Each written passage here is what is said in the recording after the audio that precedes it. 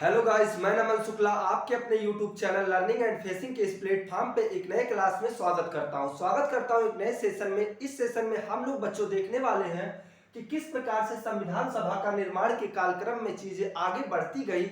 जैसे कि पीछे के वीडियोस में हम लोग देख चुके हैं कि किस प्रकार से अगस्त प्रस्ताव आया जो कि पूर्ण रूप से फ्लॉप हो गया। उसके बाद में क्रिप्स मिशन आया और इसके पश्चात हमारा द्वितीय विश्व युद्ध के समाप्त होते ही हमारा कैबिनेट मिशन आया, जिसमें 3 सदस्य यानी 3 लोग आए जो कि पहले थे पैथिक लॉरेंस, उसके बाद में स्टेफर्ड क्रिप्स और एबी अलेक्जेंडर। यानी इन 3 लोगों ने कुछ प्रस्ताव लेके आए जो प्रस्ताव भारत के सामने यानी भारतीय पार्लियामेंट में आगे आकर के रखे, चीजों को लोगों के सामने रखे। और क्या हुआ, इसमें उन्होंने चुनाव कराया और उस चुनाव में कांग्रेस सरकार का पूर्ण बहुमत हो गया था। यहाँ तक वीडियोस को हम लोग देख चुके हैं, तो उम्मीद करता हूं कि आप लोग पीछे के वीडियो को देखे होंगे और पीछे के वीडियो से जो कुछ भी सीखे होंगे उसको सही सही आप लोग समझ पा रहे हैं और पीछे को वीडियोस को आप कहीं ना कहीं बेसिक वे पे जोड़ पा रहे होंगे। तो इस वीडियो में हम उसी वीडियोस को पीछे को रिकॉल करते हुए आगे बढ़ाना चाहते हैं कि संविधान सभा के निर्माण के कालक्रम में जो घटनाक्रम है, किस किस चीजें से कहां से संविधान सभा के निर्माण के लिए गुजरना पड़ा, इन चीजों को हम इस वीडियो में देखने वाले हैं। तो उम्मीद करता हूं कि जो भी इस वीडियो को देख रहा है वो पहले जाकर के पीछे वाले वीडियो को देखे, क्योंकि अगर आप पीछे की वीडियोस को नहीं देखे हैं तो आपको इस वीडियो में कुछ भी समझ में आने वाला नहीं है। तो देखते हैं घटनाक्रम यानी किस प्रकार से आगे चीजें चलती रही। संविधान सभा के गठन को 6 दिसंबर 1946 ईस्वी को फ्रेंच प्रथा के अनुसार हुआ। यानी संविधान सभा का गठन जितना भी पापड़ बेला गया, यानी पीछे से लेके जो आंदोलन किए हम लोगों ने, गांधी जी ने यानी नेताओं ने, सभी नेताओं ने मिलकर, उन सबका परिणाम कहीं ना कहीं हमको 6 दिसंबर 1946 ईस्वी को संविधान सभा के गठन के रूप में कहीं ना कहीं फल मिल ही गया था।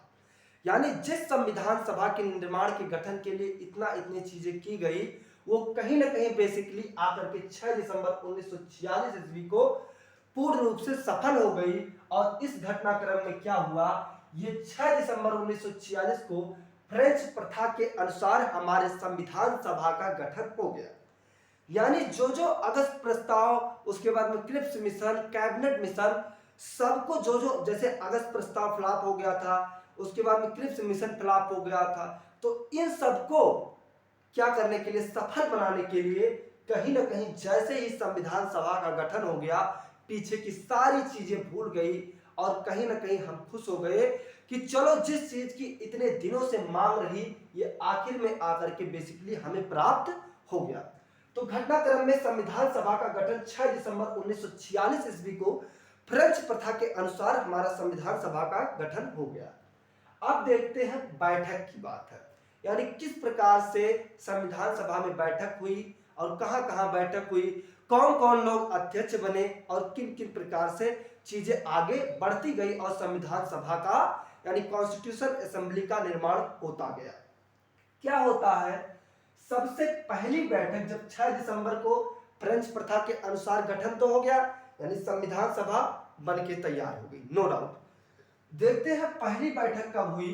9 दिसंबर 1946 ईस्वी को वर्तमान संसद यानी जो कि इस समय संसद है, वर्तमान संसद के केंद्रीय कक्ष में हुई।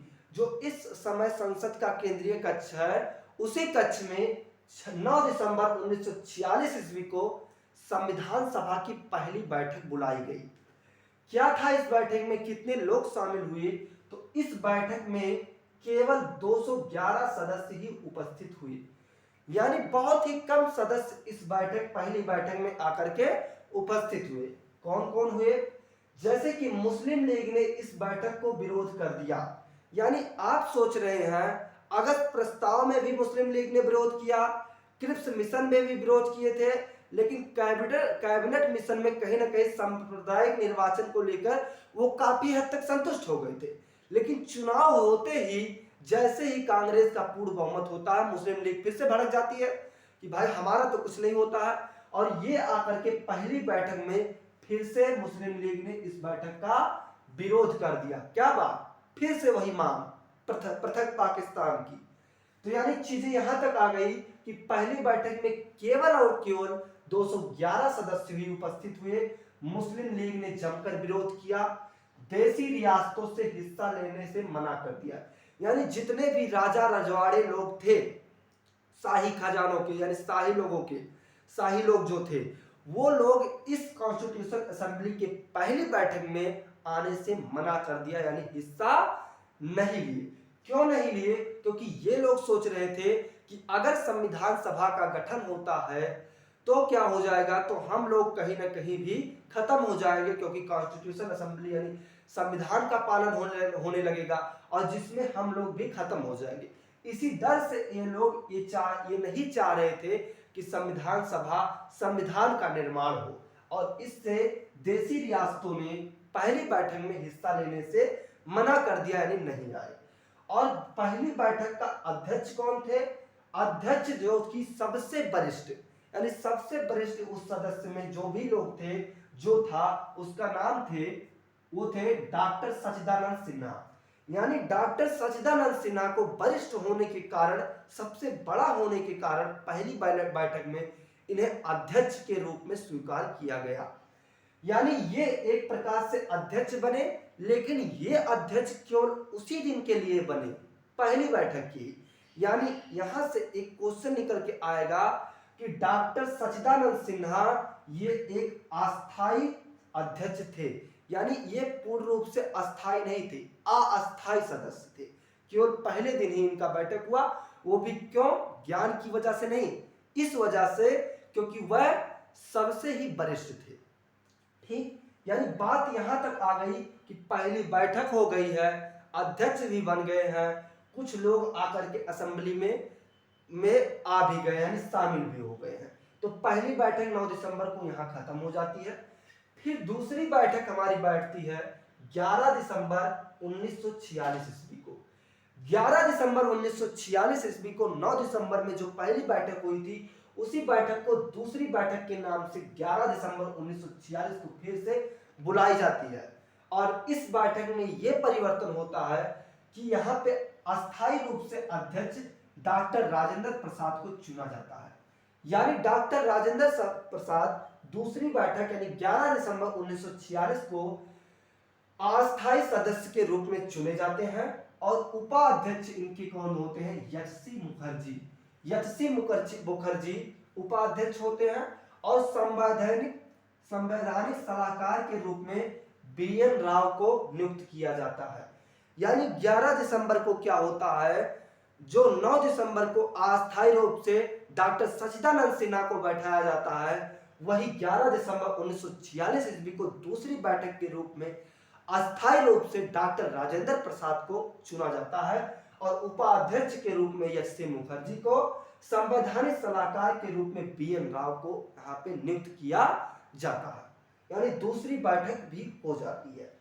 इसके बाद क्या होता है, इसके बाद चीजें चलती रहती हैं, और तीसरी बैठक बुलाई जाती है 13 दिसंबर 1946 ईस्वी को। यानी 2 दिन बाद, 11 दिसंबर के 2 दिन बाद तीसरे दिन फिर से तीसरी बैठक बुलाई जाती है 13 दिसंबर 1946 ईस्वी को। और इस बैठक में जवाहरलाल नेहरू ने सबको संबोधित करते हुए एक उद्देश्य प्रस्ताव को प्रस्तुत करते हैं। यानी कॉन्स्टिट्यूशन असेंबली में 13 दिसंबर 1946 ईस्वी को तीसरे बैठक में बुलाए जाने पर जवाहरलाल नेहरू ने एक प्रस्ताव को सबके समक्ष रखते हैं, जिसका नाम है उद्देश्य प्रस्ताव। और इस प्रस्ताव को जब ये 13 दिसंबर 1946 ईस्वी को कॉन्स्टिट्यूशन असेंबली में रखते हैं, तो इस प्रस्ताव को पारित किया जाता है 22 जनवरी 1947 ईस्वी को। यानी 22 जनवरी 1947 ईस्वी को जितनी भी बातें इस उद्देश्य प्रस्ताव में जवाहरलाल नेहरू द्वारा कही जाती है, उन बातों को 22 जनवरी 1947 ईस्वी को कहीं न कहीं स्वीकार कर लिया जाता है। तो बात यहां तक आ गई थी कि बैठकी पे बैठक चल रही थी, यानी चीजें सही चल रही थी, अध्यक्ष भी बन गए, संवैधानिक सलाहकार भी बन गए, उपाध्यक्ष भी बन गए, किसी चीज की कमी नहीं थी।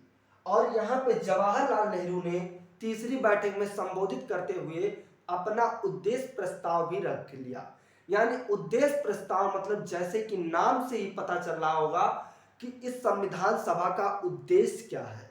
यानी इस प्रस्ताव के बारे में के माध्यम से इस संविधान सभा का, संविधान के गठन का उद्देश्य कहीं ना कहीं छिपा हुआ था। तो आइए अब प्रश्न उठता है कि क्या था यह उद्देश्य प्रस्ताव।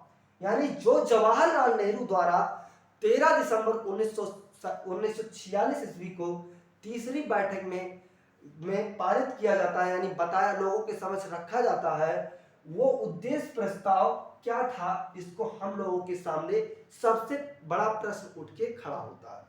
तो आइए समझते हैं कि इस प्रस्ताव में क्या क्या चीजें थी। तो पहला इस प्रस्ताव में जवाहरलाल नेहरू ने कहा कि अब संविधान सभा पूर्ण रूप से एक संप्रभु संस्था बन गई है। संप्रभु मतलब स्वतंत्र संस्था बन गई है। यानी अब ये जो संविधान सभा बन गई है, ये एक प्रकार से निडर, निरपेक्ष और ये एक स्वतंत्र संस्था बन गई है, चाहे जो करे। यानी गरीबों के लिए, सबके लिए ये जो भी निर्णय हो लेगी उसे मान्य किया जाएगा। यानी पहले पॉइंट में जवाहरलाल नेहरू ने सबसे पहले इस संविधान सभा को मजबूत किया कि जब संविधान सभा मजबूत रहेगी तभी हम निर्णय ले पाएंगे। तो पहला इसमें क्या था कि अब संविधान सभा पूर्ण रूप से संप्रभु संस्था बन गई है। और दूसरे में इन्होंने कहा कि भारत के नागरिकों को सामाजिक, आर्थिक एवं राजनीतिक न्याय प्रदान किए जाएंगे। यानी भारत में जितने भी नागरिक रह रहे हैं, भारत में जितने भी लोग रह रहे हैं, उन्हें अब क्या किया जाएगा, सामाजिक, आर्थिक, समाज में रहने के लिए आर्थिक रूप से और उन्हें राजनीतिक रूप से अब न्याय प्रदान किया जाएगा। यानी उन्हें सताया नहीं जाएगा। ठीक, दूसरा पॉइंट इसमें था। तीसरे पॉइंट में इन्होंने कहा कि भारत के नागरिक, यानी भारत के नागरिकों को स्वतंत्रता होगी हर उस बात के लिए, यानी विचार के लिए, अभिव्यक्ति के लिए, विश्वास, वो किसी भी धर्म को माने, उपासना आदि। यानी भारत के नागरिक जितने भी हैं वो किसी भी विचार को माने, किसी भी धर्म को माने, अपनी बातों को सभी के समक्ष प्रकट करें, विश्वास आदि को स्वतंत्रता प्रदान की गई। यानी तीसरे पॉइंट से यह कहा गया कि भारत में जितने भी नागरिक रह रहे हैं उन्हें स्वतंत्र कर दिया जाए। वो कुछ भी सोच सकते हैं, कुछ भी निर्णय लिख सकते हैं, किसी भी धर्म को मान सकते हैं और विचार विमर्श यानी कुछ भी करने के लिए वो स्वतंत्र हो जाते हैं। यानी 3 पॉइंट यहाँ पे इन्होंने बताया। और चौथे पॉइंट में इनका क्या कहना था कि जो भी पिछड़े वर्ग के लोग हैं, सताए हुए हैं, दलित हैं, जैसे एससी, एसटी एवं अल्पसंख्यकों के लिए इन्होंने कहा कि इनकी जो भी हितों को मारा जा रहा है, बड़ी बड़ी जाति वाले जो इनको सता रहे हैं, इनकी हितों को की इस संविधान सभा के द्वारा कहीं ना कहीं रक्षा की जाए। एक ऐसा कुछ बनाया जाए कि इनके हितों को ठेस ना पहुंचे और ये भी समाज में जीने लायक बचे, यानी रहे। तो कहीं ना कहीं संविधान सभा का अगर आप उद्देश्य प्रस्ताव के रूप में ही कहीं ना कहीं जवाहरलाल नेहरू ने ये अप्रत्यक्ष रूप से, अगर कोई समझना चाहे तो समझे, तो ये अप्रत्यक्ष रूप से ये बता दिए थे कि हाँ, संविधान सभा के निर्माण होने से कोई बड़ा छोटा नहीं रह जाएगा, सभी एक प्रकार से हो जाएंगे। यानी उम्मीद करता हूं कि जितना भी बैठक घटनाक्रम इस वीडियो में हमने बताया वो आप लोगों को समझ में आया होगा। और अगली क्लास में हम देखेंगे कि कौन सी समितियां का गठन हुआ, किस किस समिति में कौन कौन अध्यक्ष रहे और किस प्रकार से आगे संविधान का निर्माण किया जाएगा। Thank you for class.